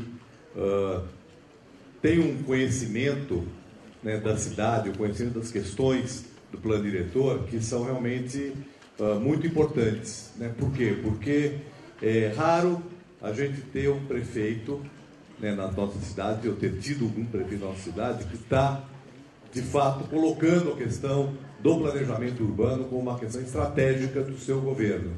Né? Então, eu acho que nós temos uma grande oportunidade, né, e quero saudar aqui o início desse processo, porque eu acho que nós temos uma oportunidade muito grande de implementar o planejamento urbano no estado de São Paulo como uma questão estratégica e estrutural, né, que não seja, né, um arremedo ou que não seja uma somatória de interesses. Né? Ou seja, nós temos condição de construir uma visão geral para o futuro da cidade, e eu acho que esse processo aqui, essa abertura desse processo, né, vai possibilitar que isso efetivamente aconteça. Bom, eu quero também, aproveitando até a fala que ele fez, fazer uma referência importante, né, à questão de o que estava previsto no Plano Diretor de 2002, né, nós estamos aqui revendo. Né, e eu acredito, né, vocês sabem que participei bastante do Plano Diretor de 2002, e do ponto de vista dos seus objetivos mais estratégicos, né, dos desafios, como o Cazu mostrou agora, né, ele mesmo fez referência, os grandes objetivos do Plano Diretor, os grandes desafios que estavam presentes em 2002, continuam presentes hoje. Né, nós não conseguimos superá-los, né, mas, ao mesmo tempo, acredito que nós temos hoje muito mais consciência de que esses objetivos precisam ser alcançados. Né, ou seja, né, objetivos fundamentais, habitação próxima do emprego, habitação do centro expandido, né, levar empregos para zonas mais periféricas, equipamentos, né, preservar as áreas vulneráveis do ponto de vista ambiental, né, reduzir a verticalização não planejada e organizar o processo de transformação da cidade através do planejamento. Acho que esses objetivos hoje estão muito mais claros na cabeça de todo mundo. Né? Agora, por que nós não alcançamos esses objetivos, né, entre 2002 e 2012? Né? Não alcançamos em grande parte, né, porque muito daquilo que se propôs não foi implementado e também porque os instrumentos não funcionaram ou não foram acionados. Então, eu acho que nós precisamos, aqui nesse início do processo de revisão e de avaliação, né, né, nós estamos agora avaliando o Plano Diretor de 2002, que vai ser revisto. Então, nós temos que identificar, né, se os objetivos efetivamente continuam valendo, eu acredito que boa parte deles continuam valendo, e avaliar se os instrumentos eles foram realmente adequados para alcançar aqueles objetivos. Eu não quero me estender, tá certo? Mas eu quero dizer assim, que nesse momento, para mim está muito claro, de que nós vamos ter que radicalizar talvez a aplicação de alguns instrumentos, tornar eles mais explícitos, para que a gente possa alcançar os objetivos que nós queremos alcançar, porque senão a tendência é haver uma inércia do processo que está aí. Então, quando eu digo radicalizar, eu digo o seguinte: se nós consideramos que nós precisamos estimular a habitação no centro expandido para melhorar esse equilíbrio e reduzir a necessidade de deslocamento, nós temos que fazer com que os instrumentos realmente, né, alcancem esse objetivo, né, realmente possam alcançar esse objetivo. E eu acho que, eu não vou aqui me estender, mas eu acho que em relação a todos os instrumentos nós precisamos trabalhar nessa perspectiva de avaliá-los e conseguir propor alterações, que eu acho que são alterações que têm que ser localizadas, né, têm que ser focadas, para que a gente não queira discutir tudo de novo e depois não consiga colocar em prática aquilo que de fato nós esperamos que aconteça. Nesse sentido, acho que o prefeito falou aqui uma coisa muito importante, que foi o seguinte: enquanto, né, nós vamos discutir, e é muito importante discutir, ouvir a sociedade, continuam valendo as regras existentes, principalmente as de uso e ocupação do solo, que tem uma enorme inércia, né, e inclusive por conta de várias questões. Enquanto a gente discute aqui alguma coisa, né, quem está vendo que vai mudar, né, o uso e ocupação do solo na sua região, no seu bairro, né, os empreendedores, os proprietários, eles vão se antecipando às modificações. Então, né, esse é um problema que a gente enfrentou em todos os planos diretores que eu participei, foram vários. Quer dizer, enquanto se discutia alguma coisa, havia um movimento para aproveitar as regras antigas, porque já se sabia que talvez elas fossem mudar. Então, eu acho que com isso a gente tem muito claro qual é o prazo e o tempo que nós temos para, de fato, fazer o processo participativo, fazer a discussão, mas não perder o pé e aí a realidade superar os nossos objetivos, a nossa intenção. Então, eu acho que esse é um dos desafios importantes, né, do nosso calendário, da nossa discussão e também da nossa capacidade de, né, propor, de avaliar, propor e, de alguma maneira, né, conseguir sair, né, desse processo com condições de colocar em prática aquilo que nós esperamos que é o melhor, que seja o melhor para a cidade. Obrigado. Obrigado, Nabil. Próximo, José Félix Sinatra, vereador. Cumprimentar o Nabil. Também você tentar ser bastante sintético, cumprimentar o nosso secretário e todos os nossos colegas de setor público, em especial a sociedade. Eu queria trazer, como a gente está fazendo aqui a avaliação, trazer uma reflexão. a questão do acesso, oferta e legislação. A apresentação do Cazu mostra um pouco quem comprou, quanto pagou, foi caro mesmo, porque o município não arrecadou. E aí eu queria sugerir uma reflexão no seguinte sentido: se tudo que foi vendido caro, e todo mundo já consegue interpretar um pouco isso, e se essa produção do caro foi vendida caro, nem aquele que adquiriu teve vantagem. O único que teve vantagem foi aquele que vendeu. Então essa é uma questão da primeira reflexão que a gente tem que ter para chegar à legislação e a partir dela ver onde a gente pode mudar.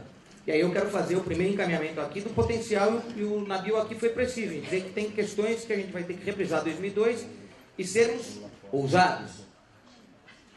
Essa questão do potencial básico trazido pela Lucila, em forma de presentaço, ou o prefeito em forma, me ligam e falam que está construindo um prédio gigantesco do lado da casa, mas pode na lei, é a primeira coisa que tem que ser enfrentada. Porque o prefeito parou o discurso dele para abordar isso, a Lucila, que foi a primeira que nos falou, trouxe isso, e a conjunção dos dois é interpretar que a lei permite aquilo que a gente não quer. Então a lei tem que mudar. Eu acho que essas são aquelas primeiras coisas que do processo de reflexão a gente já encontra um ponto que vai se pacificando. Então, produzimos, não foi para quem se queria, custou caro, nem para aquele que comprou foi bom, e alguém ficou com isso. E vamos lá, além, nem com o município foi bom, e o Cazu também mostrou, porque a gente arrecadou pouco. E por que arrecadou pouco? Porque a gente deu solo criado de graça para alguns.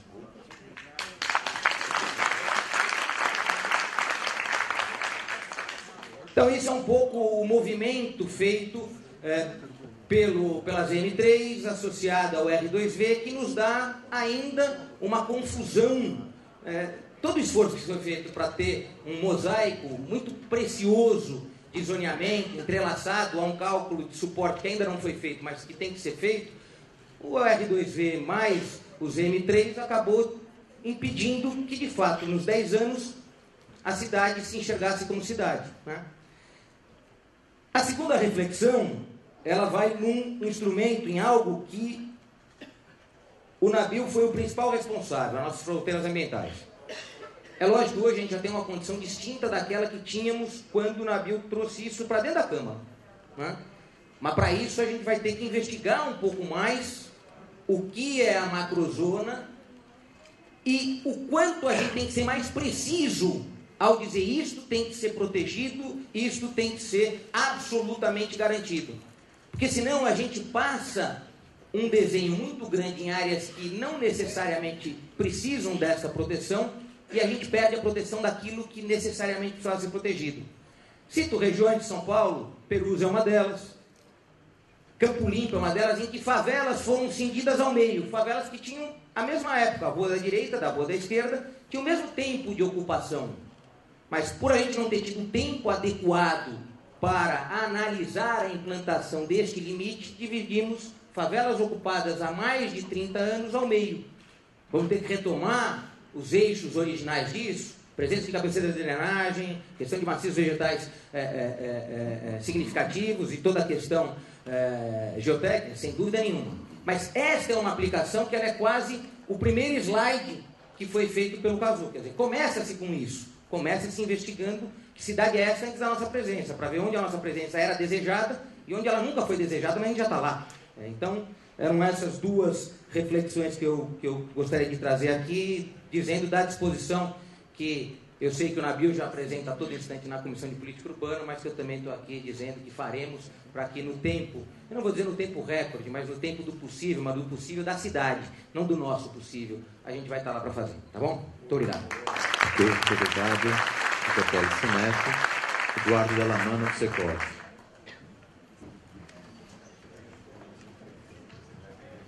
Bom dia a todos. Eu vou tentar, na medida do possível, e acho que é procedente, até deslocar um pouco, viu, Cazu, a alça de mira para os setores, setor imobiliário, setor da iniciativa privada, tentar lançar essa mira para o poder público. Eu acho que a cidade de São Paulo precisa aprender, de uma vez por todas, uma lição. Em 68, o Plano Urbanístico Básico, ele previu a possibilidade de implantação de uma série de atividades e da própria produção imobiliária em determinados setores da cidade, baseado que seria realizada uma extensa malha de vias expressas e linhas de metrô, que não foram feitas. O poder público não cumpriu a parte dele. A iniciativa privada foi lá, a iniciativa, o mercado imobiliário produziu seus empreendimentos baseado que o poder público iria cumprir a parte dele, não cumpriu.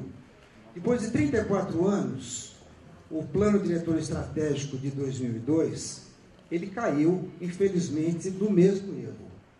Ele possibilitou e previu a implantação de uma série de atividades econômicas, principalmente atividades imobiliárias, em setores da cidade, em função da previsão da implantação de uma série de equipamentos públicos, que também não foram feitos. Então, existe um gap tremendo entre o que a iniciativa privada vem produzindo e o poder público que não cumpre com as suas metas. Então, me parece que é fundamental que esse novo plano diretor esse processo de planejamento procure responder a seguinte pergunta: como garantir, de fato, que o poder público cumpra efetivamente com as suas metas, o que não tem acontecido historicamente na cidade de São Paulo. A segunda questão que eu queria abordar é a seguinte: os mapas produzidos pela SMTU, e que você nos apresentou, Cazu, eles mostram com bastante clareza que nós temos duas cidades na cidade de São Paulo. Uma cidade que concentra absolutamente todas as oportunidades, que é o Centro Expandido, e uma outra cidade onde não existe nada: produção imobiliária, emprego, equipamentos públicos. Como o plano diretor, o processo de revisão, vai encarar, de fato, a importância da criação de novas centralidades na cidade de São Paulo, fundamentalmente nas periferias? Eu estou falando dos lados externos dos rios Pinheiros e Tietê. Obrigado. Ok, Eduardo, obrigado. Nina Weissman, para o uso da palavra. Eu queria cumprimentar a todos que aqui estão, na mesa ou na plateia, uma vez que nós estamos tentando formar um time que vai fazer o grande gol para esta cidade. Então, sejam todos bem-vindos. Gostaria, talvez, de fortalecer algumas coisas que já foram ditas a respeito do plano de 2002. O plano não chegou a ser implementado. Porém, quais foram os resultados, positivos ou negativos, quando implementado? Em certas áreas da cidade, isso aconteceu.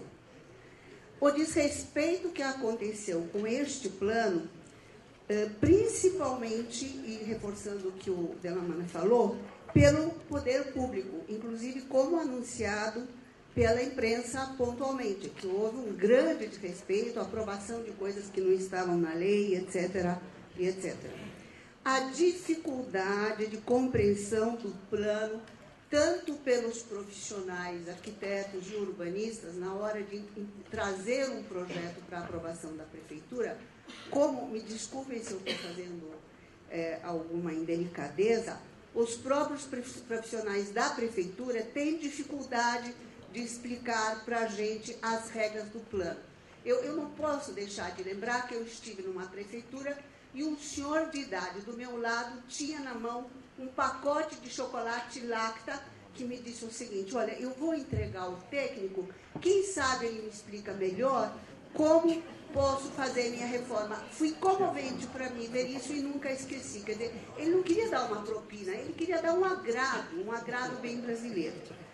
A outra questão que eu gostaria de lembrar que houve uma desqualificação por decreto de uma série de ZEIs. Então, no plano de 2002, nós tínhamos uma série de ZEIs que sumiram do mapa.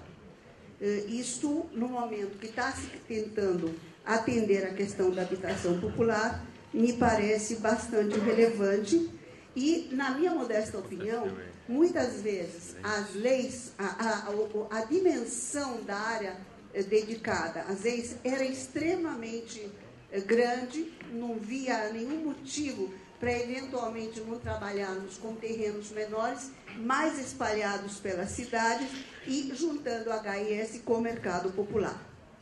A preservação do meio ambiente é a memória da cidade em todas as regiões. Quer dizer, existem regiões que não têm coisas tão importantes, tão significativas como o Ipiranga, o Museu de Ipiranga, mas tem coisas que são extremamente caras à memória do pessoal que mora no bairro.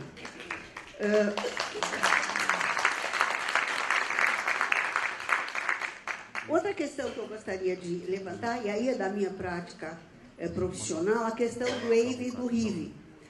Existe uma comissão técnica de legislação urbanística que deveria definir as diretrizes. O que nós estamos com uma dificuldade, os profissionais, enorme de conseguir as diretrizes. Muitas vezes as diretrizes estão sendo dadas depois que o projeto está feito, depois que o projeto foi para a prefeitura, e olha, são custos muito grandes para os empreendedores imobiliários fazer projetos de envergadura que necessitam realmente do RIVE. Então, essa questão da comissão técnica me parece que seria interessante ser avaliada. E, por fim, como explicitar da maneira mais clara, mais transparente e mais didática possível, no momento que se fala de planos de bairros, as diferenças que são boas para a cidade, norte ao sul, de leste ao oeste, e tentar entender o que é bom para o bairro. Quer dizer assim, o que é bom para o terreno da minha frente, para o terreno do lado, e para a cidade, para eu, vamos dizer, da minha família que mora não na Zona Leste, mas na Zona Sul. Então, essa questão, acho que é a questão que eu até ouvi na Bio falar isso numa outra reunião, o que é estrutural para a cidade, o que é estrutural para o distrito, o que é estrutural para o meu bairro, a nível de eu pegar a minha condição e ir trabalhar. Muito obrigada. Nina, obrigado. Alex Omar, para a sua fala. Boa tarde a todos. A todas, aqui eu represento o CDC, Délio Carvalho, de Amelino Matarazzo, também sou microempresário e tenho um comércio na Feira da Madrugada.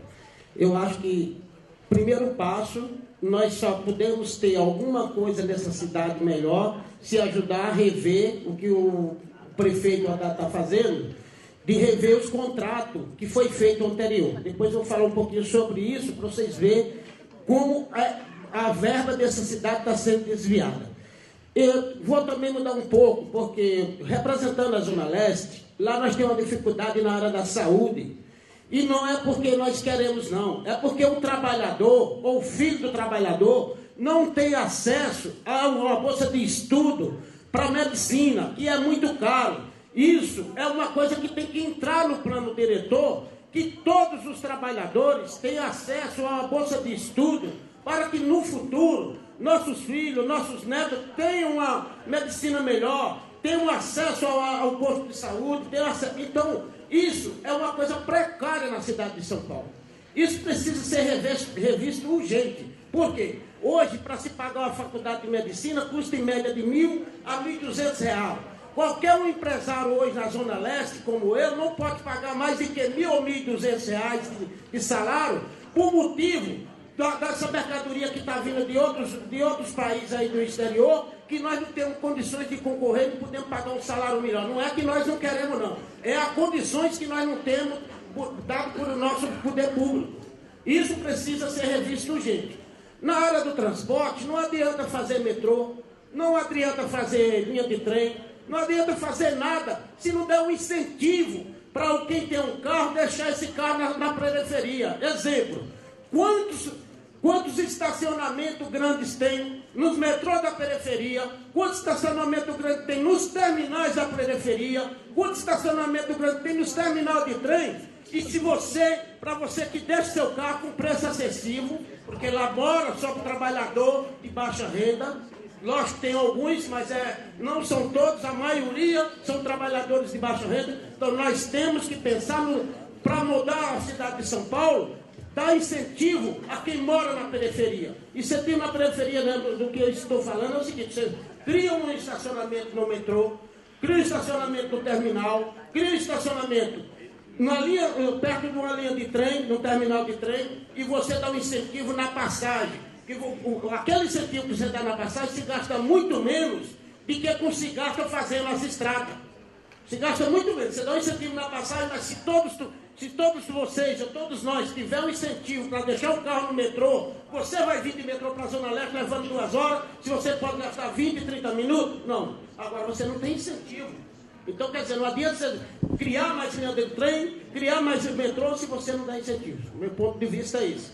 Como microempresário, eu tenho que dizer para vocês o seguinte, vou dar um exemplo. Na Feira da Madrugada, eu tenho comércio lá, e nós queremos trabalhar legalmente, nós queremos pagar nossas contas.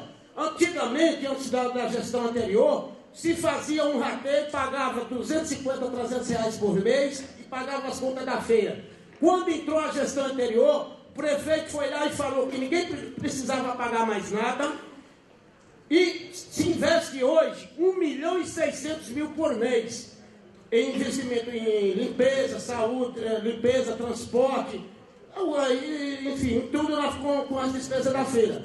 E isso daria para se pagar no mínimo 100 metros, 150 enfermeiras e sobraria dinheiro ainda para a medicina. Estou fugindo um pouquinho, mas estou explicando a realidade que nós precisamos discutir para a cidade de São Paulo no plano diretor. Então não é justo que nós, contribuintes, vamos pagar alguma coisa que é fim lucrativo, que lá eu lucro, como todos que trabalham lá têm condições de pagar suas despesas. Por o contrário, nós ainda queremos ter um alvará para contribuir com a cidade de São Paulo. Então é por isso que a gente tem que rever muitos contratos que foi feito em outra gestão, senão nós não chegamos a lugar nenhum. Porque o dinheiro que era para ser investido dentro da cidade de São Paulo está sendo investido para quê? Está sendo investido para beneficiar fins lucrativos de alguém. Quem está beneficiando eu não sei, mas eu sou um dos beneficiados dentro da Feira da Madrugada. Isso não é justo. Você concluir, por favor. Entendeu? Então eu acho que só para concluir, vamos falar da área de esporte também, que sou presidente do CDC. Na área de esporte foi criado, na gestão passada, 4.600.000 por mês, aonde se favorece o CDC, que eu sou presidente, é favorecido. Na região de Belém de Matarazzo nós temos 9 CDC, só 3 é favorecido. E o restante da comunidade, se essa verba fosse dividida para todos os CDCs, fazer seu próprio projeto para a comunidade, seria melhor para toda a comunidade. Okay. Então, é isso que eu tenho que deixar aqui para vocês. Ok. Entendeu? Obrigado pelas considerações. Pessoal, olha só, a gente tem, meu relógio aqui 1 hora, tem 8 inscritos. Eu ia propor de nós chamarmos mais 3, deixarmos os outros 5 para a plenária da tarde, a gente mantém aqui a sequência da inscrição. Após essas 3 falas, eu passo, então, para o Cazu e para o Fernando, para eles concluírem aqui a mesa da manhã.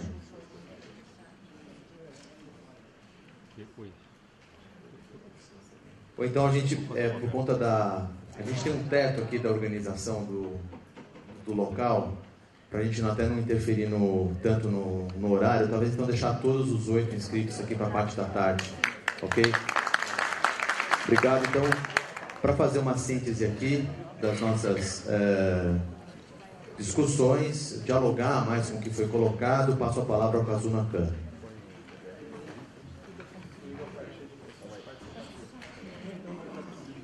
Eu sei que está todo mundo com fome, querendo ir para o almoço, então não vou torturar ninguém, me alongando aqui. Só queria ressoar a fala do Nabil, porque, de fato, os desafios que esse momento atual e o futuro que a cidade coloca, exige mesmo repensar os instrumentos, radicalizar alguns e inovar em outros. Eu acho que não adianta nada a gente ter os objetivos claros do plano diretor se a gente não tiver os instrumentos adequados para alcançar esses objetivos. É isso, esse alinhamento entre objetivo claro e instrumentos antigos, aperfeiçoados e novos, eu acho que é o desenho central desse nosso plano diretor. Eu acho que esse é o nosso foco. A gente não pode se perder num plano diretor com diretrizes setoriais genéricas que não têm efeito na vida das pessoas da cidade. Eu acho que esse objetivo de melhorar as condições territoriais da nossa cidade, né, com objetivos claros e instrumentos muito bem definidos, os objetivos de melhorar as condições de vida nos territórios da nossa cidade. Esse é o nosso foco central. A gente não pode se perder em diretrizes setoriais genéricas, né? Porque senão isso vai gerar uma quantidade de artigos grandes que não tem efeito. Nosso plano diretor de 2002 pecou um pouco por isso. Do artigo 1 ao 99, de um total de 290, é de diretrizes setoriais genéricas, que acaba atrapalhando muito a compreensão das pessoas e não tem efeito. Então eu acho que a gente tem que ter cuidado para não repetir esse mesmo erro, porque o plano diretor, ele tem que ser um plano diretor compreensível. Essa fala da Nina Weissman, dizendo que o plano diretor ele tem que estar na cabeça do funcionário da prefeitura e na cabeça do cidadão e da cidadã, isso é essencial que a gente garanta isso, porque, como disse o prefeito, o plano diretor é a regra do nosso jogo na cidade. Como qualquer jogo, para a gente jogar direito, a gente tem que conhecer as regras. Para conhecer as regras da cidade, a gente tem que conhecer o plano diretor. Para isso ele tem que ser claro, enxuto, conciso e não recheado de diretrizes setoriais que não melhora os territórios onde as pessoas vivem no dia a dia. Só queria deixar isso, registrei as colocações aqui, as colocações estão sendo gravadas e elas vão estar sendo sistematizadas, né, para a gente construir a proposta e depois para fazer a devolutiva. Porque se eu for comentar ponto por ponto aqui, a gente vai ficar até a tarde. Não quero comentar nenhum para não ser injusto com os demais, porque todos são absolutamente pertinentes e importantes. A maioria aqui é absolutamente pertinente e importante para a revisão do plano diretor da nossa cidade. Obrigado.